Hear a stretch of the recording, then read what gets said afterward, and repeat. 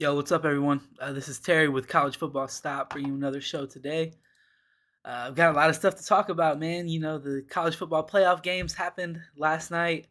And then we obviously got to talk about this Ohio State versus Missouri game because this is my first show of the year, my first show since that game. And the, there's a lot to talk about, and really none of it's good. I mean, I guess like some of it is because of the defense, but we'll get into that. But listen, hope you guys had a good New Year. I did spend it with my family. Everything's been cool, and I'm excited to continue doing content this year. So hopefully, you guys have some New Year's resolutions, some goals, stuff like that. You know, I got my own goals I'm working on. Trying to eat right and all that good stuff this year. So I don't know. I'm excited. Let's get into it though. College football playoff games. So the first one I want to talk about is the first one that happened: Michigan versus Alabama. I'm gonna be honest, and maybe it's just the hater in me, whatever. But I thought Michigan had no chance to win this game. I thought that Alabama was gonna take care of business. I expected the score to be something like 31 to 13, 31 to 10, something like that. But Michigan went out there, and I mean, really, like the only thing I can say after that is like, wow, that was a hell of a football game, hell of a football team. You know, both of those teams, and you know, when it came down to Alabama, just made more mistakes that really cost them. You know, the bad snaps was really killing them, killing drives for them. And honestly, Alabama having an offensive line that's as young as it is a big problem, especially against a team like Michigan. You know, they're thriving right now on having a really old team. They're a lot. They got a lot of fourth, fifth, and sixth year guys on that team, especially in the trenches. And honestly, they just kind of dominated Alabama in the trenches, at least on defense.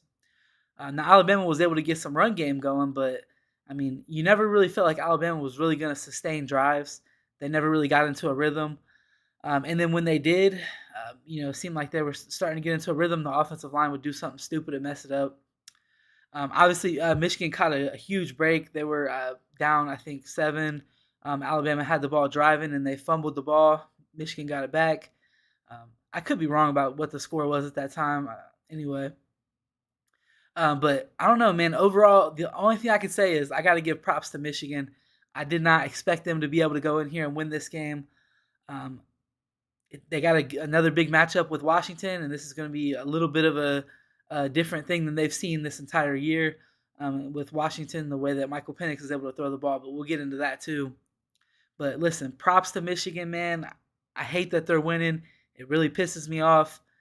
But they got a 50-50 shot now to win the national championship, and they're favored, I think, by like 4.5, something like that. So anyway, let's move on from that game. Last thing on that game, because listen, this is something that I kind of saw a Michigan fan float this on Twitter, but I think it was kind of been assumed that if Jim Harbaugh were to end up leaving Michigan because of the scandal or whatever, or for the NFL, excuse me. But anyway, it's if Jim Harbaugh were going to leave, that Sherrone Moore would end up being the head coach. If I'm Michigan, I would maybe think about looking at Jesse Minter for that position because, man, the way he has that defense playing over there is insane. And honestly, it makes me kind of jealous because even though Ohio State's defense was really good this year, it just doesn't look as good when you watch it. Michigan's got that like kind of SEC NFL style defense where they're doing a lot of simulated pressures and stuff like that, mixing up their coverages. And I don't know, man. It's just, that defense is playing really well. Jesse Minter put on a masterclass against Alabama, if you ask me, um, because I mean they were making plays the entire game. Sacked Jalen Milrow I don't know how many times. I mean I think it was 5 in the first half. So I don't know, man. Props to Michigan. Um, I wanted to see them lose, obviously, but hey, there's one more chance for that this year, and if it doesn't happen, then it's going to be a even longer offseason because Michigan fans are going to be talking crazy, and they'll have the right to. Ain't shit we can say to them. So, all right, moving on to the other game. Obviously, these two games were like completely different in terms of like it was a major contrast. And the one game, Alabama Michigan, was like a defensive game, a little bit of scoring going on. Washington versus Texas is more of that shootout game because those offenses are just simply better. And honestly, this game came down to what I thought it was going to come down to. And I don't remember if I picked Washington or Texas to win. I probably picked Washington because I really like what Michael Penix is doing, and they are one of those teams that even though they play a little bit different stylistically, they are an old team like Michigan. If you look at their trenches, they have fourth, fifth, and sixth year guys in there, and I mean that does make a big difference when you're talking about like the overall, just strength. Like kind of if you're a 24-year-old who's been working out, you're probably going to be stronger than a 19-year-old who's been working out. Uh, you know, obviously depending on genetics and all that good stuff, but I don't know, man. It seems to be the strategy to go for offensive linemen because Michigan, Joe Moore Award winners back to back years in 21 and 22. And then Washington, another old offensive line, is won the Joe Moore Award this year. And honestly, I think that the offensive line for Washington was the difference in this Washington versus Texas game. A lot of people were not going to say that because Michael Penix was just dotting stuff up, and honestly, like I got no issue with giving him all the credit, but the offensive line was really, really taking care of Texas's defensive line, and honestly, that was probably the most hyped up unit out of the entire playoffs. Everyone talked about how Texas had the best defensive line, and you can't run the ball in Texas, all this good stuff, and it's like, okay, but are the offensive lines that they're going against in the Big 12 really good? Probably not. I don't think that's a conference that's known for having great offensive line play. So, but Washington has that, man. And Michael Penix, honestly, what he's done is amazing this year. He probably should have won the Heisman. I don't know, maybe because Jaden Daniels at LSU did a lot, but Michael Penix was out there making NFL throw after NFL throw, and his wide receivers seem like they just I mean, if you create a little bit of separation, put your hands up at the right time, you're going to get a catch from him. And he looks wild when he's doing it. You watch Michael Penix throw the ball, and he looks like he's out of control. He looks like his hips are facing the wrong way, and he'll throw it, and you'll be like, "What the hell? Like, is that? Did he just overthrow that?" And then, boom, here comes the receiver running right under it. I don't know, man. I don't even know. I forget what the score was on this one, but I know that it got really close late in the game. And it was kind of crazy because Texas was down by 9 points, and they went down or drove down the field, kicked a field goal, and then got the ball back,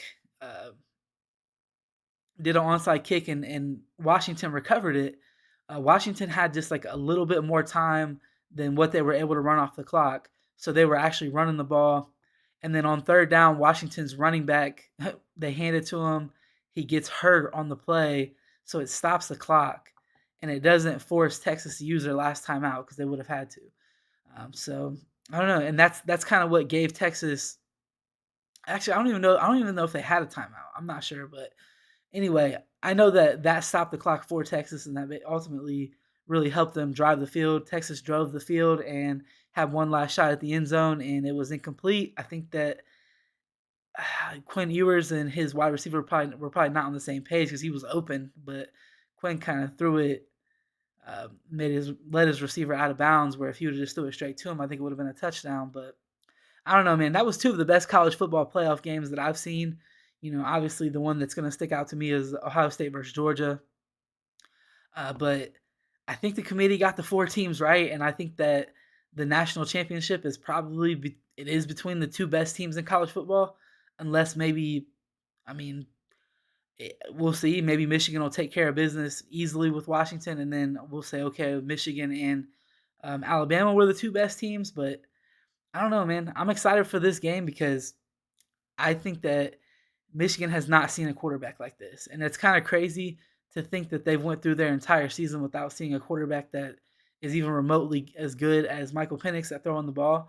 But that's just the way I mean, if usually that's Ohio State, right? You're gonna have a guy like C.J. Stroud, Justin Fields, who is as good as Michael Penix, but we didn't have that this year with Kyle McCord. So, I mean, I don't know. Michigan hasn't seen an offense like this, so I do think that Washington will be able to score on them. I think that Michigan will probably end up winning this game. And the reason for that is because I think their defense will be able to either create some turnovers or get enough stops. And I don't think that Washington's going to be able to stop their offense.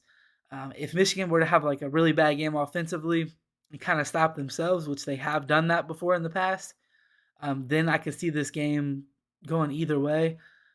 Or, we have seen Jesse Minter's defense in the college football playoffs kind of get ran through with when TCU played against Michigan. Now they scored twice on defense also, so I don't know. Is that really? You can't really pin that all on the defense when JJ McCarthy threw 2 pick sixes in that game. But if Washington is able to score on Michigan and can force this into a track meet, they can definitely win this game because honestly, Michael Penix is in this Washington offense is the best offense in the country at being super consistently good. And that's kind of the only way I can explain it. Like there were other offenses in college football that were explosive. Michigan's offense is really dominant if you look at it in terms of like a points per drive um, scenario. But Washington's offense has been able to consistently answer over and over and over again. I know they had like one bad game where they didn't score hardly any points, but that was a fluky game. And other than that, Michael Penix Jr. has just been the best throwing quarterback in college football. So I'm excited for that game. Let me know in the comments or in the chat what you guys think of who's going to win the college football playoff. Is it going to be Michigan or is it going to be Washington? And how are they going to do that? I do want to move on from that stuff. I wanted to start with that, and then I want to get into this Ohio State versus Missouri game. I know that it's been a few days, so we've kind of had a chance to sit on it and, kind of evaluate everything that happened. And honestly, the terrible thing about this game is that I feel like it was the worst possible outcome for an Ohio State fan. It was a game where we took a loss that was honestly embarrassing. Scoring 3 points is embarrassing. And we learned absolutely nothing at all. We learned zero about the 2024 Ohio State football team. And what I think happened here, I think that Ryan Day shifted after Kyle left, and he put all of his efforts into developing Devin Brown. And I think that he kind of neglected Lincoln Kienholz in that. And Ryan Day is not the quarterback coach at Ohio State. We all know that he does, but Corey Dennis was probably working with Lincoln Kienholz a lot, and Devin Brown was getting more reps. And because Ryan Day seemed like he was trying to win, and I don't think that the smoke around how good Devin Brown is, I don't think that goes away. For me, it doesn't. Like, I mean, I know people were trying to label him now as like injury prone. I'm not ready to do that yet. He had a hand injury, which I don't even know how it happened. I don't even remember hearing how it happened. But the dude had 2 sprained ankles. That's basically what he had. I mean, I don't know. And when you look at the 2 sprained ankles that he got, the one was in the Penn State game where the Penn State player had a hold of his ankle and it was turned sideways, and then he got rolled over the other way. I mean, that was kind of like a freak play where somebody was actually holding his ankle in place. And then the other one, if you actually watch closely, or you don't really have to watch closely, they showed the replay. But his cleat, the very tip of his cleat got stuck in the turf as he was falling, like kind of turning down, and got his ankle twisted up. Now, I don't know if he was trying to come back in the game. I know that he left with a boot on, but he went back in the game after that, and that was when the sack happened, which was not really his fault. I mean, he was waiting for a route to develop and got hit in the back from his blind side. But after that, Ryan Day didn't put him back out there. So I don't know if he wanted to play. I hope that it wasn't a situation where he didn't want to go back out there. But before we move on from that, or before we talk about how Devin Brown played, how Lincoln Kienholz played, in the offensive side of things, we have to first talk about the offensive line. I don't know what the hell Ryan Day or Justin Frye, I don't know what the hell they were thinking, putting Matt Jones at center and Enoch Vamahi at right guard.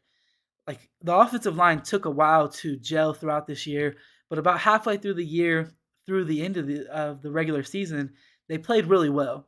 Now, obviously, things didn't look as good as we want them to because Kyle McCord was our quarterback still. He was not mobile. He was not great in terms of maneuvering the pocket. But overall, the offensive line played well, even against Michigan. Only gave up 1 sack with Kyle McCord at quarterback. And you look at what Michigan's defensive line just did to Alabama's offensive line, which is full of 5-star recruits. and some of them are young, but Ohio State has some young guys on the offensive line. But this change that they made just made absolutely no sense to me. The reason why it made no sense to me is because one, this change was not what. There's no way that in practice this group of 5 offensive linemen was better than the original group of 5 offensive linemen. So to me, this change was not, we're doing this because we want to try our best to win the Cotton Bowl. I don't believe that. I'll never believe that. The next thing, this change did not show us anything or help us at all with a look into what the 2024 offensive line was going to look like. Because I guarantee you that Enoch Vamahi is not starting at Ohio State in 2024, and Matt Jones is out of eligibility. So the only thing that I can think of, the reason why they would make this change, there's two things. One of them will be a punishment for Carson Hinsman, because there was the podcast that he did. If you didn't do it, or if you didn't see it, I reposted it on Twitter. It was up on YouTube and then it got deleted fairly quickly. Carson Hinsman kind of went into a lot of details and information about Ohio State and kind of what's going on. He was talking about NIL and all kinds of stuff, which he probably shouldn't have been talking about, but it happened. I think that's probably why he didn't play, because the only other reason is if they were just trying to get Enoch Vamahi film and Matt Jones film at center, and maybe Enoch is looking to transfer and they were looking to get him some film to go on, and then Matt Jones some film for center for the NFL draft. But that would be a horrible reason to, because they literally got their QB1 hurt. Like, everyone around Ohio State was touting how good Devin Brown looked.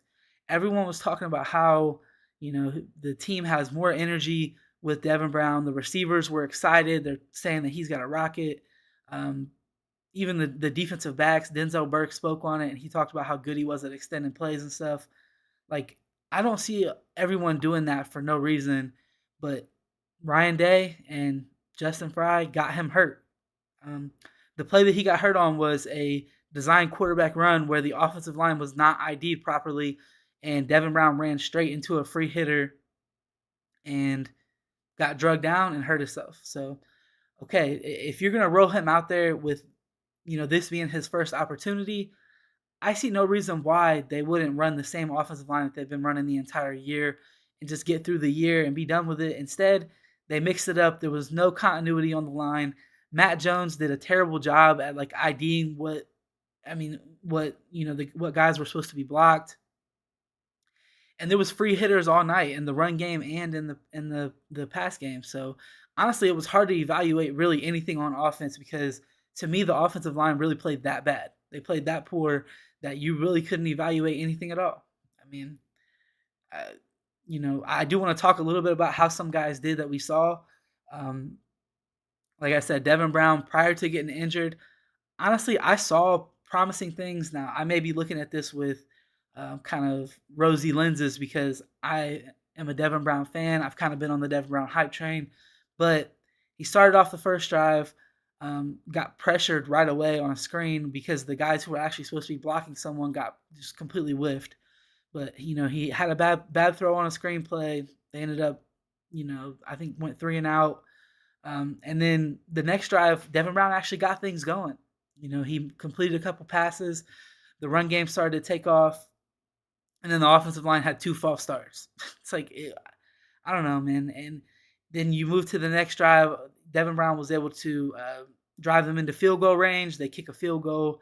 I forget how that drive got stalled. I think it was also something with the offensive line.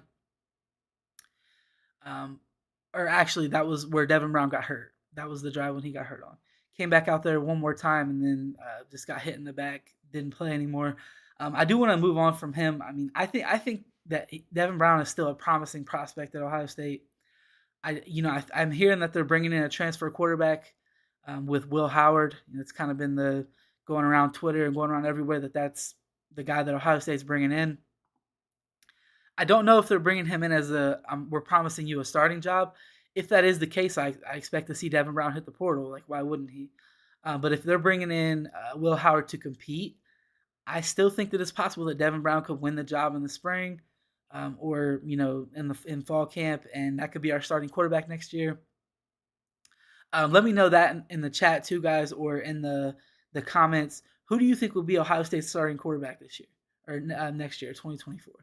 Do you think it'll be Devin Brown, Lincoln Keenholz, or someone from the portal? Which we don't have official word yet that Will Howard is in, so I don't know. I'm guessing that would be the guy, right? If he comes here. I do want to talk a little bit about how Lincoln Keenholz performed.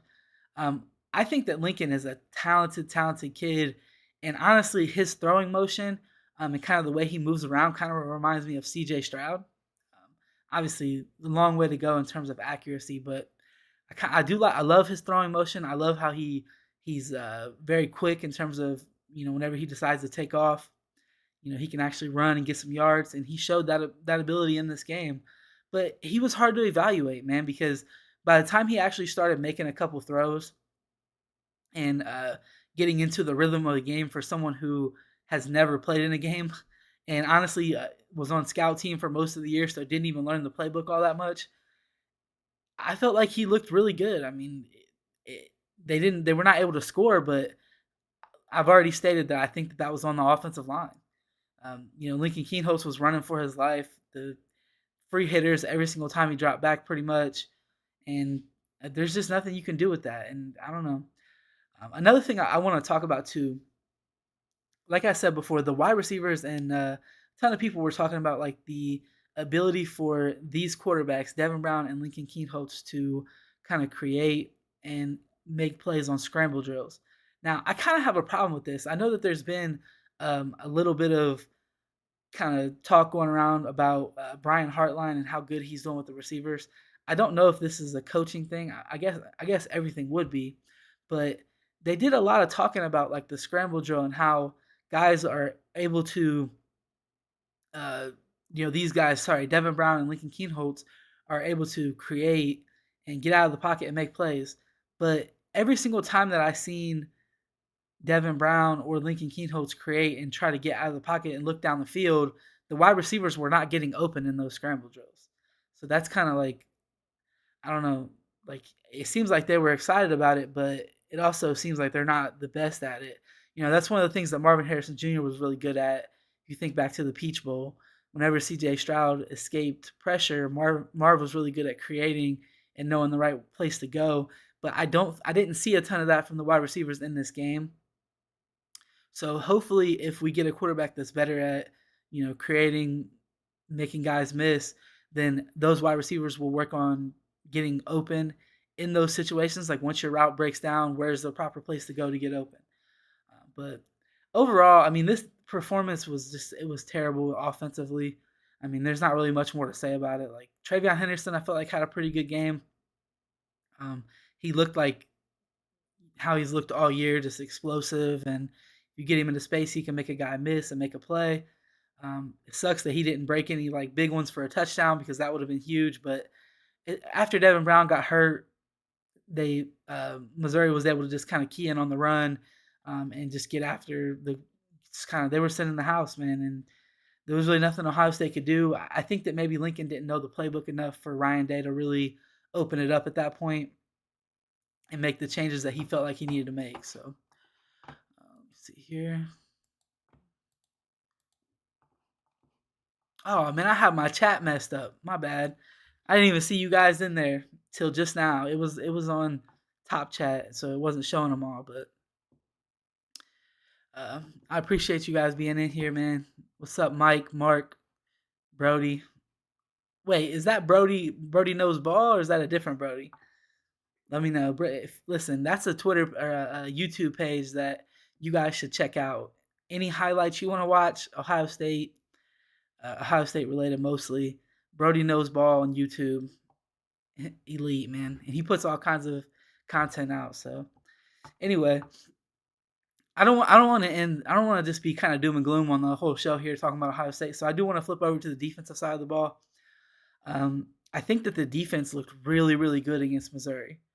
I mean, like Missouri is a good offense, and they were taking care of business in the SEC. They were putting points up on SEC defenses, and Ohio State for the most part kind of shut them out until like the I think late third, early fourth quarter, and I think they started to wear out. Which I mean, that's kind of something that we've talked about a ton. If you're looking at Ohio State, like people have questioned their strength and conditioning program because ultimately they did wear out. Now the offense was doing nothing at all, so that's kind of I don't know. Like it sucks for a team or for a defense to wear out in any game, especially a game that's like a battle. But this was not a battle. Ohio State's offense was just rolling over. They were not doing anything at all. So anyway, Jack Sawyer, I put him on the graphic. He deserves it, man. 3 sacks in this game, and honestly, I'm wondering if maybe we're seeing like a change of the guard or something at Ohio State. And one of the first changes that need to be made, I feel like, is Ohio State's defensive line needed to be more aggressive, getting after the quarterback, creating negative plays, take some risk. If it leads to a chunk run play, okay, you live to fight another day, whatever. But it seemed like the defensive line was being super aggressive in this game, and it was allowing Jack Sawyer to kind of split out wide and get some pass rushing moves on. For the most part this year, they were just kind of doing that box rush stuff where they were not really trying to get after the quarterback, but to keep the quarterback in place. So I don't know. I don't know if they were doing that so they could dedicate more guys to the pass game or what. But in this game, it felt like they were a lot more aggressive, and where they were kind of getting after the quarterback a little bit. And I don't think that that's just because Missouri's offensive line is bad, because they're a team that doesn't really allow sacks. I think they only allowed like 1.5 a game throughout the whole year. Um, and that's really good. So I don't know, man. Ohio State's defensive line looked really good. The linebackers, we got to talk about the linebackers because this was probably one of the better games that I've seen the linebackers play. And kind of, Tommy Eichenberg didn't play due to injury. Cody Simon looked really good, man. I'm excited to have him back next year. I don't know who's going to play that will linebacker spot next to Cody, but I think that Cody's going to be solid at the mic, and I hope that's where he plays all year, because I think he's like Tommy Eichenberg, but he's just a better athlete. And he's been in the system now for a long time, so there should be no excuses. Like, not a ton of mistakes, and that's what we saw in this Missouri game. It kind of sucks because Ohio State didn't really play Cody Simon against Michigan. I would have to look at the snap count, but I don't think he hardly played at all. And the linebackers were the biggest issue in that game. So I don't know, man. Steel Chambers, I feel like had a pretty good game too.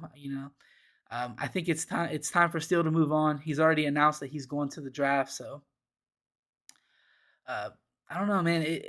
The defense played really well. Like there was only one blunder in the secondary, and I think that it was on the safety. I want to say it was Sonny Styles, or it might have been Josh Proctor. I think it was Josh Proctor, but Denzel Burke was guarding a guy, or I don't know if it was a zone. I don't even know, to be honest, but I don't know who it was on, but there was one blunder where Missouri got a big play. Was having a little brain fart on how the play played out, but Denzel Burke was the guy that was closest to him. It looked like somebody else was supposed to drop back into that area.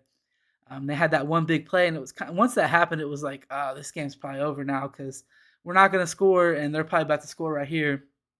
And they did, and they scored. They were able to drive the field and score one more time after that. So I don't know. Either way, I think giving up 14 points, you should win that game, right? Like this, if you think back through this season, this is really the second time, because in the Notre Dame game, if the Notre Dame defender catches the interception that Kyle kind of threw right to him, Ohio State loses 2 games.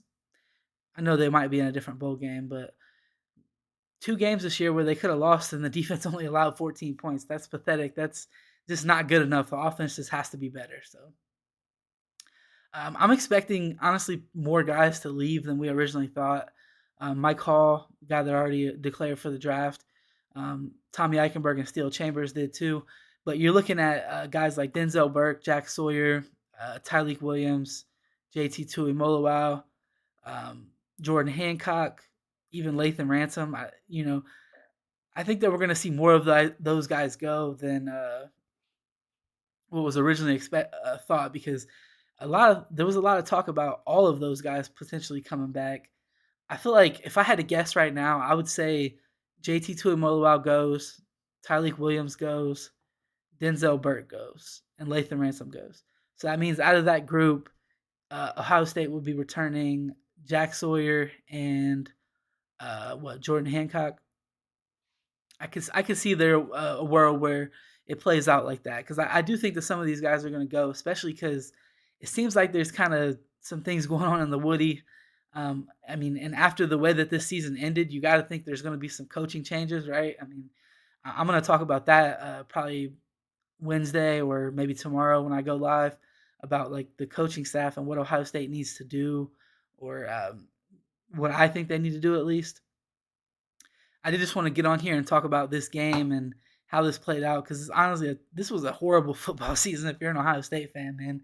I feel like we went through the whole season uh, knowing that our quarterback was not playing well enough to beat Michigan, and there was the potential that another quarterback could step in, but that didn't happen because of injuries, and we still don't even know if Devin Brown is really good because he's going into his third year now at Ohio State, and we haven't really got to see him actually run the offense and play a game. It was a bad season, and it ended in a really bad way with a 14-3 loss to Missouri, which was kind of pathetic. But I don't know, man. Circumstances. Maybe this is just the new college football because Ohio State had their starting quarterback leave for the portal, and they just got their next guy ready, but he gets injured in the first quarter. So I don't know, man. Let me know. Let